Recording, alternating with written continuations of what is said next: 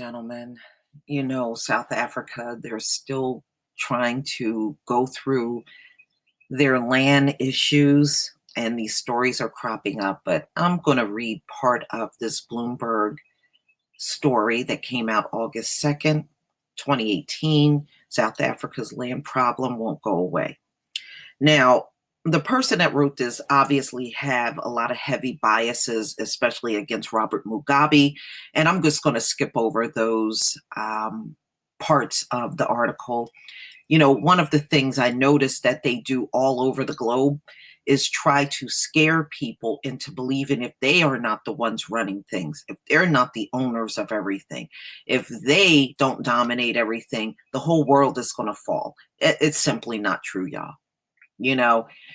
The white farmers over in South Africa, all of the people maintaining those farms are Black workers. They are not going out there doing squat. Just like you have the situation here in America, the ones that are maintaining these farms owned by whites are Mexicans, the immigrants. This is why when the immigrants walk away from the farms, the crops are rotting, okay? Or they go unharvested and they're losing these crops that are worth $3 and $4 million when the immigrants leave. So if these folks were so capable and they are the ones we have to depend on, then how come they're losing their crops like that? That should tell you a lot. Without the workers out there doing all of that back-breaking work from sun up to sundown, they wouldn't have a crop at all because they're sure not maintaining a damn thing. There are plenty of Black people here in the United States and all over the world and in Africa that knows how to grow crops, ladies and gentlemen. Don't let these people and all their scare talk influence you into believing that there's no other way this world can run without them. It's bullshit, and I'm calling it bullshit. Now, let's get on with the story.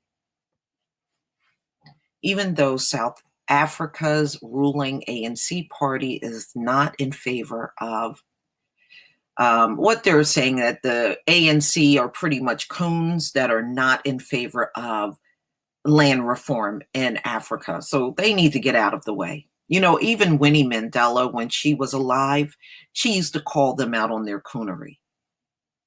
So the ANC has that historical issue with falling on the side of whites. So we should not be surprised that this is the opening sentence of the article. The South African Constitution already allows the government to expropriate land without compensation for a public purpose or private interests. But the far left EFF party, which seats 25 in the country's 400-seat National Assembly, has tried to push through a constitutional amendment that would set down more clearly the land can be taken away from owners if the government deems it necessary. The ANC, whose parliamentary majority feels precarious ahead of next year's election, has moved to take ownership of the issue. And late on Tuesday, President Cyril Ramaphosa announced that the amendment would go ahead. And they really need to move ahead. I think that they have dragged this thing out long enough. The Africans are entitled to their land, and they need to get the necessary things done on the political end so those lands can be taken and given to people that deserve it, not the people that have historically stole the land and trying to hold all of the land hijacked while the people that are native to the land have nothing. I just hope that the rest of Africa will see this and move forward in taking similar measures.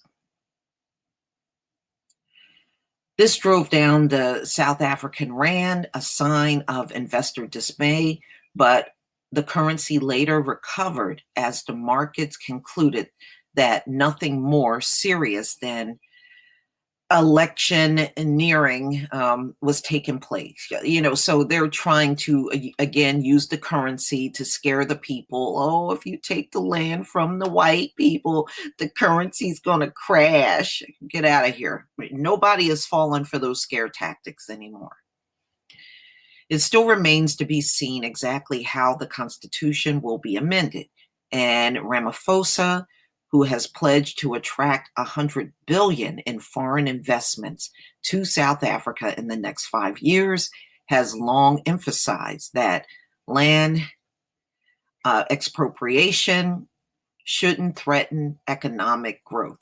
Now, see, the only reason why it didn't go so well in Zimbabwe is because all of the Western nations threw sanctions on them. It is not because they couldn't do things themselves. They do that all the time. And don't be surprised if some of these Western nations try to do that again with South Africa, because this is the nature of the beast. If they can't have it, nobody else can have it. That's their attitude. And we should not care about that when it comes down to getting what rightfully belonged to the African people. So it's got all this stuff in there about Zimbabwe and speaking against Robert Mugabe. I am going to skip over that because it's very biased. So I'm going over that, and I'm just going to go down a little further.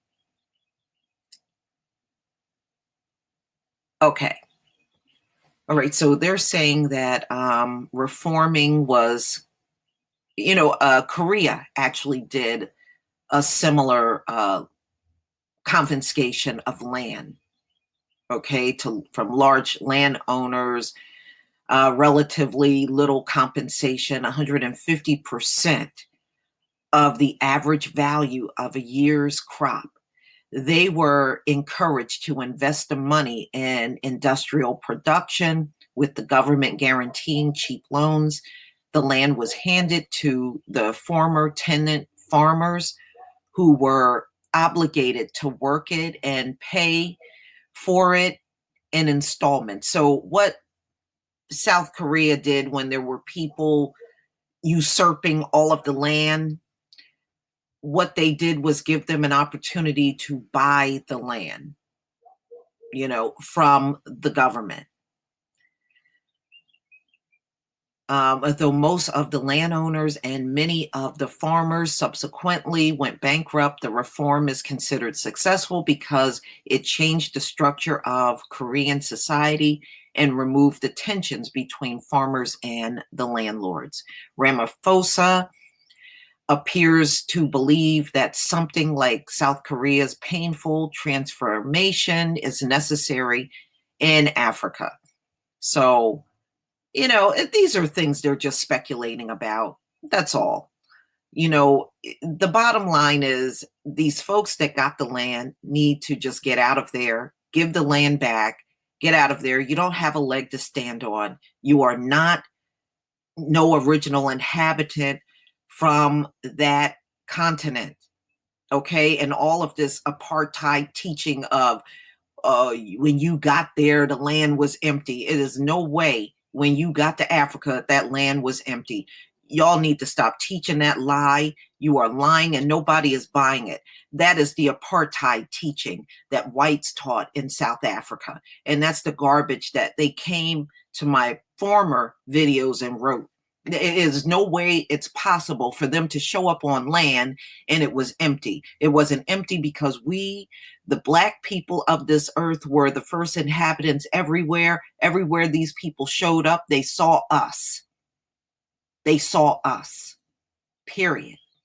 So there is no way they showed up on the scene at South Africa and it was empty and it was nobody but white people there. Get out of here. Not even believable. Get out of here with that crap. But please tell me what you think, ladies and gentlemen. These folks, even their scientists say they haven't been here that long, 6,000 years. That's why they keep using that number of 6,000 years, because they haven't been here that long. Please leave your comment and subscribe. Don't forget to hit on the notification bell, and I will see you on the next video. Peace, family.